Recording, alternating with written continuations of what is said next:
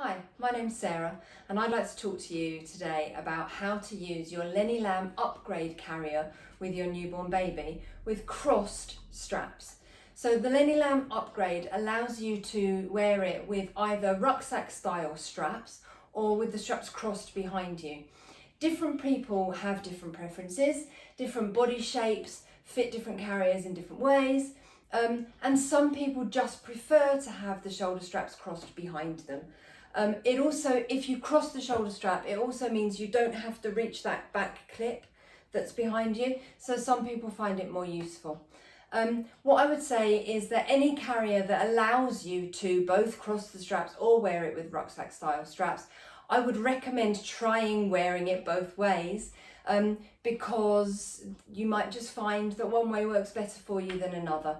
Rather than just wearing your carrier in whatever way it comes, in the box, undo it all, have a play, and yeah, you might find that wearing it in a different way makes it more comfortable for you. So we're going to be crossing the straps today. The LennyLamb Upgrade starts fitting somewhere between generally 4 and 6 weeks for average sized newborns. So what I'm going to do is I'm going to show you how to set this carrier up to fit a smaller baby. I've already done this side of the carrier just to save time. For you. So now I'm going to do this side of the carrier. You need to make the seat narrower for a smaller baby. You just want the seat to sit nicely in the backs of your baby's knees, so they've got their knees bent comfortably over both sides of the carrier. So to do that, down here at the waistband, on the inside, between the waistband and the body panel, there's a little bit of Velcro. So all I'm going to do is undo that Velcro. I'm going to push the body panel all the way in to the middle of the carrier, and then I'm going to do it up again, do that Velcro up again. So it looks like that. You've got these parts exposed on both sides and your fabric is all ruched in the middle. The sizing on the body panel, I would go generally, as a rough guide, by the average size clothing that your baby is in. Yes, obviously different brands clothing can vary, but if you know your baby is usually in the kind of 3 to 6 months, then go by 3 to 6 months. If you know your baby is not quite in the 3 to 6 months, they're still in the 0 to 3 months, then use that size setting. But yeah, the kind of roughly your clothing size rather than age is going to be a much better fit, particularly as your baby gets bigger. Go by roughly what their clothing size is rather than their age, particularly if you've got a big baby, But yeah, in terms of the seat, you want it to sit nicely in the backs of their knees with their knees comfortably bent over both sides, not with it past their knee and halfway down their lower leg where it's then pushing their leg out and they won't be very comfortable. So nicely into the middle there.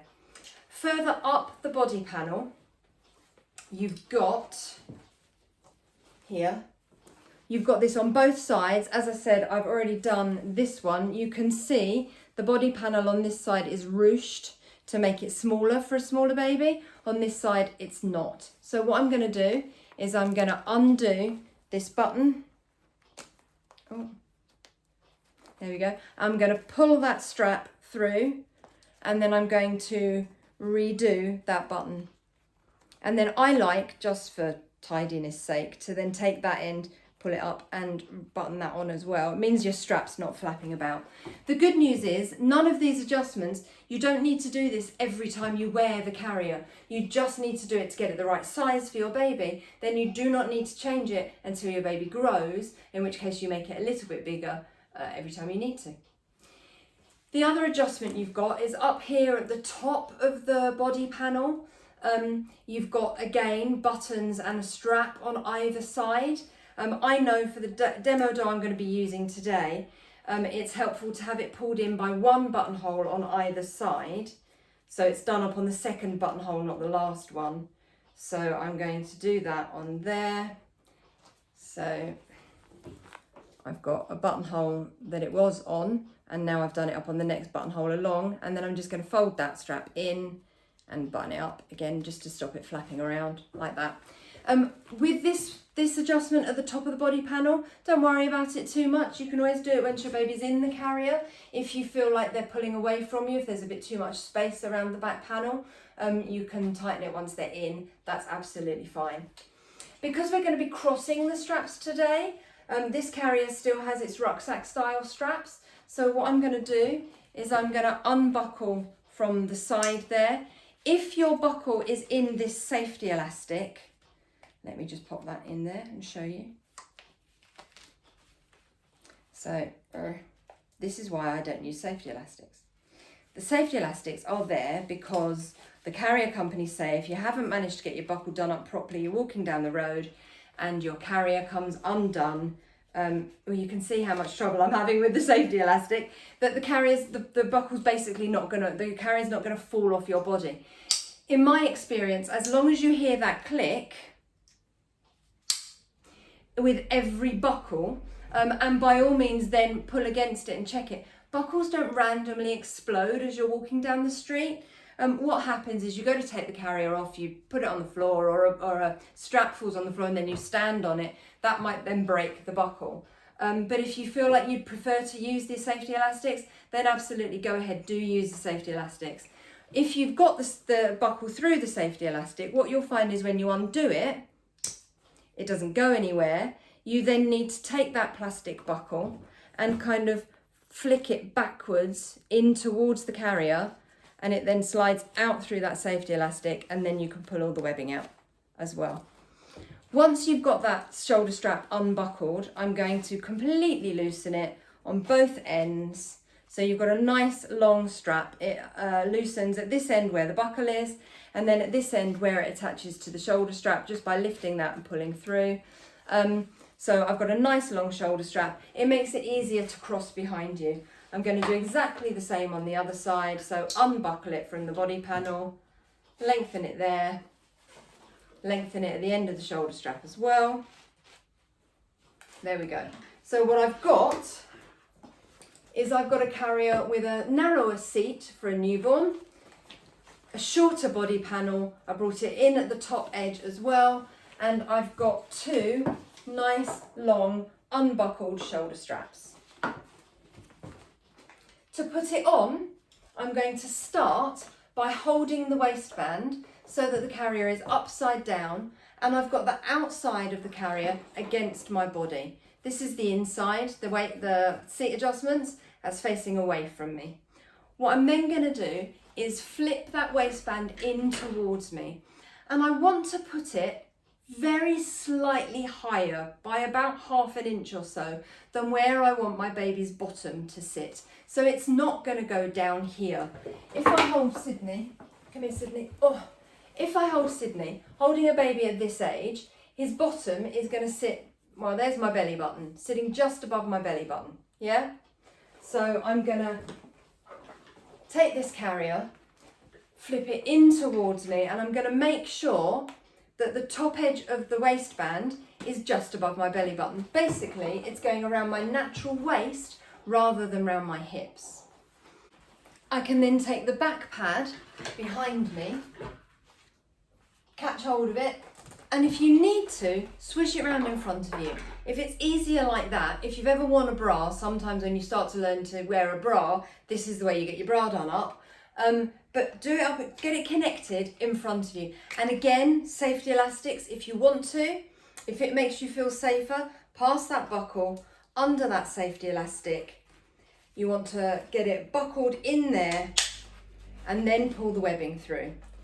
I tend to leave it slightly loose while I whoosh it back round to where I want it. I'm going to get that back panel situated. And if your carrier's dropped down because it's loose, that's fine. Pick it back up, hold it where you want it, and then just pull that webbing to snug it up. It doesn't need to be corset tight. You just want it snug enough so that it's not going to be moving around while you're carrying your baby. Right, so I've got my carrier hanging down centrally on my body. Now I need my baby. So, come here, Sydney. All all I'm going to do is concentrate on holding my baby on my front in a natural position. So I'm not going to hold them down here, but equally I'm not going to pop them up over my shoulder because it's going to be hard to put the carrier around them if they're up there. So I'm going to hold them on my front in the position that I want them to end up in. So Sydney's got their head on the firm part of my chest above my breast tissue. And I'm then going to just encourage Sydney to pop their knees up. They don't have to wrap their legs around me. I'm just going to encourage them to pop their knees up like that, because it's going to be easier to bring that carrier up over them than if they've got their legs hanging down and I'm then trying to get a carrier around them like that. It's not particularly helpful. So just encouraging them to get their knees up like that. I can then slide a hand under the body panel of the carrier and roll it around Sydney's back. Now, if you find that it's too tall for your baby, really, really simple fix. I'm going to drop the body panel again, hold the baby, don't drop the baby, and I'm just going to lower Sydney's bottom in front of that waistband by literally ½ an inch, if that, a centimetre or so, and then hand under the body panel again, roll it around Sydney's body, and look at that. It makes a massive difference. It's crazy, because what happens is, look, if I run my hand round here, it goes up between the two of us. So there's all that fabric up there under Sydney's bottom. So that the back panel has to come down between the two of us, down like this, before it comes then around and up Sydney's back. So it makes the body panel slightly shorter, just by dropping Sydney's bottom slightly in front of that waistband. I'm then going to pop my shoulder straps over my shoulders. Now this carrier is very, very new. I've already had one, but it's been so popular that I've got a second one. And you can see that it sits fairly proud of my body. And that can make it quite difficult to get hold of the shoulder strap. What we all tend to do when we can't find the shoulder strap, we do that and it gets further away. So when you come to get hold of the shoulder strap, you want to support your baby's upper back. You should feel by this point that the waistband is already supporting their weight. So you're just going to support their upper back to stop them flopping away from you. And then as you reach for that shoulder strap, you should then be able to lean forward and it falls onto your body. Then it's easier to tell where it is. Yeah? So shoulder straps over my shoulders, supporting my baby's upper body. I have a free hand. My free hand goes through the small of my back. I want to go underneath this first strap towards the strap on my opposite shoulder. Now I can reach that. If I couldn't, I would support my baby and lean forwards so that it falls onto my body. I'm then going to pull that strap straight down behind me, down to the floor, straight directly behind my bottom. What that does is it anchors it out here on the bony part of my shoulder. If I just get hold of that strap and pull it round that way, it comes up here into my neck muscles, and that is not going to be comfortable. So straight down behind me, anchor it out here on the bony part of my shoulder. Then I'm going to bring it low around my body. Do that again, sorry. Low around my body and up towards the buckle at the side here. If you're using the safety elastics, under your safety elastic, into the buckle, pull the webbing through, and then pull the webbing backwards to tighten. There you go. Oh. I'm then just going to swap the hand supporting the baby. If your shoulder strap has fallen off, you can pop it back over your body. Swap the hand that's supporting the baby, use my free hand through the small of my back, reaching for the strap on my opposite shoulder. If I need to, lean forwards, pull it straight down behind my body first, then low around my back and up to the buckle at the front. Can you see Sydney's hand is down here? What you want to do for your baby is gather their hands up towards their face. Generally when they're young, where's your other hand? Oh, you've done that one. Generally when they're young, they want their hands up near their face somewhere, but it also helps to stabilise their torso. If their arms are down by their sides underneath the straps, what you tend to find is they'll list off to one side. So yeah, just by bringing that hand up to Sydney's face, it will help to stabilise their torso slightly. I can then plug that in and pull backwards to tighten. Use the safety elastic if you're doing so. There we go. I'm going to then just put my hands inside the carrier so that my fingers go behind Sydney's bottom and my thumbs go in front of Sydney's hips. And I'm going to just tilt Sydney's bottom so that it turns his bottom in towards me, so that I'm making sure that Sydney's weight is on the back of his bottom, so that if you think about the difference between lounging in a deck chair and perching on a bar stool, you want him in that knees up, bottom down, with the weight on the back of his bottom, like a deck chair. You don't want him with his bottom stuck out like he's perching on a bar stool. He won't be very comfortable, but also it changes the weight distribution for you, and you may not be as comfortable as if you get him into that deck chair seat position. So, there we go. If you find that you've tightened the webbing as much as you can, try and hold the webbing near the buckle. If you hold it out here, you've got much less control over it. So hold it near the buckle, pull backwards to tighten. If you find you've tightened it as much as you can and it still feels a bit loose, particularly if it's loose here, you can take that slack, push it behind you, pull it round your body so that you bring the slack towards the buckle and then tighten it, yeah? On the LennyLamb, it does have these perfect fit adjusters, which you can also tighten around your shoulders. I tend to prefer to save those for back carrying, but if you need them, they are there. You can tighten those as well. Safety-wise, when you're thinking about safety, the word to remember is ticks. You want to be able to tick all of your safety boxes. The T stands for tight. Babies should be as tightly held against you as if you were holding them in your arms.